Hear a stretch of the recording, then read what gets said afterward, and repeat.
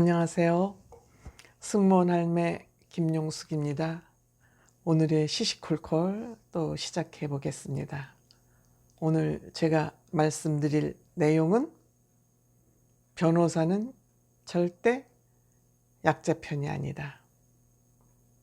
이런 얘기를 해보겠습니다. 여러분들 변호사, 법은 전문가들의 소유물이니까 변호사 하면은 우러러 보이고 변호사 앞에 가면 음매 기주고 이렇게 되죠. 변호사가 하는 말 무슨 말인지도 못 알아듣고, 그러니까 님의 뜻대로 하소서, 변호사 마음대로 하소서, 잘 부탁합니다. 돈 주고 오는 것이 전부죠. 저는 변호사 없이 재판을 해서 이기면서 제가 시민운동꾼이 됐습니다. 그때 제가 변호사 없이 재판을 한 경험이 없었다면 여러분들 앞에 이런 얘기할 기회가 없었을 겁니다. 제가 재판을 하면서 느낀 것은 변호사는 철저한 장사꾼이라는 것을 알았습니다. 변호사들이 서류 더미를 이만큼씩 끌어안고 재판장에 옵니다. 그러면서 원고 변호사도 있고 피고 변호사도 있죠. 그러니까 본인이 재판을 여러 건을 끼고 다니니까 그 사람들은 돈 다 받았어요. 재판에 지건 이기건 상관이 없어요. 근데 또 웃기는 거는 이기면은 또 성과 보수를 줘야지 돼요. 이긴 값을 내야 된다는 얘기죠. 이긴 값을 더 얹어줘야 된다는 거예요. 이것도 웃기는 거 아니에요. 지면은 그만이고 재판에 지는 거는 변호사 책임이 없고 이기면 돈을 더 줘야 돼. 횡포죠. 저는 이거 변호사의 횡포라고 생각합니다. 지네들 마음대로 정한 횡포라고 생각을 합니다. 그런데 그때 제가 만약에 변호사를 샀다면 저는 졌다고 생각해요. 내가 잘나서 이긴 게 아니라 나는 내 재판이 절실하기 때문에 거기에 필요한 서류를 죽을 힘을 다해서 해다 냈지만 변호사면 지면 그만이고 이기면 성공보수 받으니까 그렇게 애틋하게 그 의뢰인의 재판을 할 필요가 없어요. 그러니까 그냥 이거 끼고 재판 법원에 왔다 갔다 하고서는 무슨 서류를 해오라는 얘기도 안 하고 그냥 이거 써서 낸 걸로 끝이에요. 대부분의 재판이 그렇게 이루어집니다. 그래서 내가 아는 사람이 재판한다 그러면 재판 날짜 변호사한테 알려달라고 그래서 반드시 그 재판에 나가세요. 재판에 나 변호사를 수임했어도 나가서 그 재판을 지켜보면 내가 무슨 서류를 해다 변호사한테 줘야지 재판에 이길 수 있는 일을 자기가 확인을 좀 해라. 내가 항상 주변 사람들한테는 부탁을 하는 얘기예요. 왜? 변호사가 그렇게 알뜰살뜰하게 챙겨주지 않기 때문에. 그냥 장사꾼이니까. 돈 많이 받는 장사꾼이에요. 그렇기 때문에 돈이 없는 사람 일은 설렁설렁해주고 돈 많이 내는 사람은 무전유죄, 유전무죄라는 말은 딴 말이 아니에요.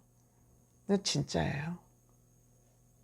그렇기 때문에 저는 이 법조인들의 양심, 의사들의 양심이 굉장히 중요하다고 생각하는 것은 자기네들은 그냥 장사꾼이니까 아무 중요하지가 않아, 그냥. 근데 그 사람한테는 목숨과 돈이 걸린 얘기잖아요. 근데 그거를 그렇게 건성으로 한다는 거에 대해서 저는 분노하는 사람입니다. 내가 재판을 해봤기 때문에. 그리고 제가 또 경험했던 거 현장에서 제가 중앙지방법원의 조정위원을 한 5년인가 6년 정도 했어요. 그때는 그건 뭐냐면 재판까지 가면은 시간도 많이 걸리고 판사들의 또 업무량도 많으니까 가능한 한 민간인 조정인하고 변호사랑 쌍을 이루어서 좋게 재판까지 가지 말고 해결을 해라. 조정으로 끝내라. 그런 얘기거든요. 그러니까 그 민간인을 왜 거기 투입하냐면 전문가들은 법적인 시선으로만 갖고 보니까 민간인의 시선, 상식적인 시선도 여기에 같이 해서 균형을 이루어서 조정을 하라고 그래서 변호사 한 사람, 민간 조정인 한 사람, 두 사람이 쌍을 이루어서 그 조정을 하게 됩니다. 그럼 저 같은 경우에는 내가 재판을 해서 그 재판을 하는 사람들의 그 심정을 너무너무 잘 알잖아요. 그러니까 저는 가능한 한 돈이 없거나 힘이 없거나 좀 많이 배우지 못한 분들의 좀 편을 들어주고 싶은 마음이 솔직히 있어요, 인간적으로. 물론 법은 그러면 안 되겠지만. 근데 이렇게 보면은 크게 법적으로 제재가 없거나 제한이 법적 위법을 저지르지 않은 경우에는 가능한 한 돈이 없는 사람들의 유리하도록 조정을 해주면 좋겠는데, 내가 들어갈 때마다 이제 그 조정 들어갈 때마다 변호사가 계속 바뀌어요. 그 변호사를 맡는데 7, 80% 이상이 돈 있는 사람, 조금 뭐 사회적으로 지위가 있는 사람들의 편을 들더라고요. 제가 이거는 현장에서 경험한 거예요. 그렇기 때문에 변호사는 결코 약자 편이 아니다. 법에는 눈물도 뭣도 없다. 뭐 인권 변호사니 어쩌고 저쩌고 하는 사람들도 다 저는 입으로 나팔 부는 변호사들이지, 저는 변호사를 믿지 말라 그러고 싶어요. 변호사를 돈 주고 샀어도 재판 기일날 반드시 알려달라고 그래서 변호사한테만 맡겨놓으면 집니다.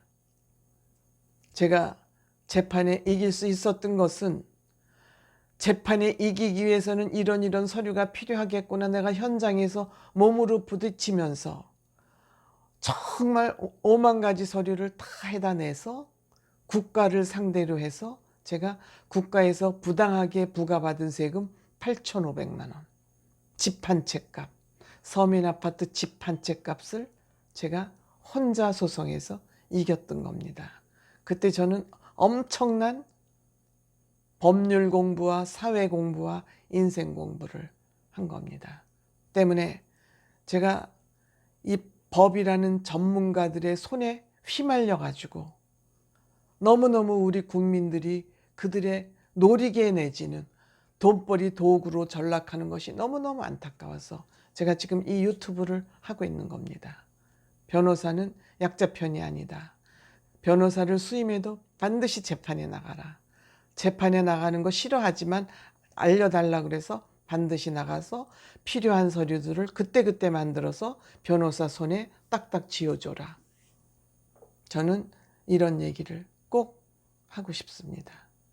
혹시 재판이나 이런 걸로 어려움을 겪는 분이 계시다면 제가 변호사한테 가기 전에 간단하게 상식적인 법이 뭐 별겁니까?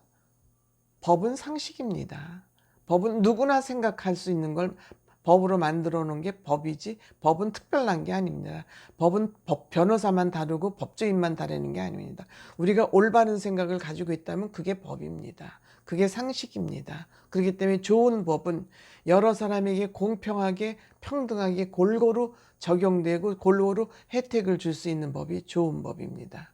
법이 상식이라는 것만 좀 아시고, 변호사는 약자 편이 아니고 변호사는 장사꾼이라는 거, 그거를 머리에 꼭 새겨 두셨다가 변호사를 살 때도 그거를 염두에 두시고 법에 접근해 보시기 바랍니다. 눌러주세요. 고맙습니다.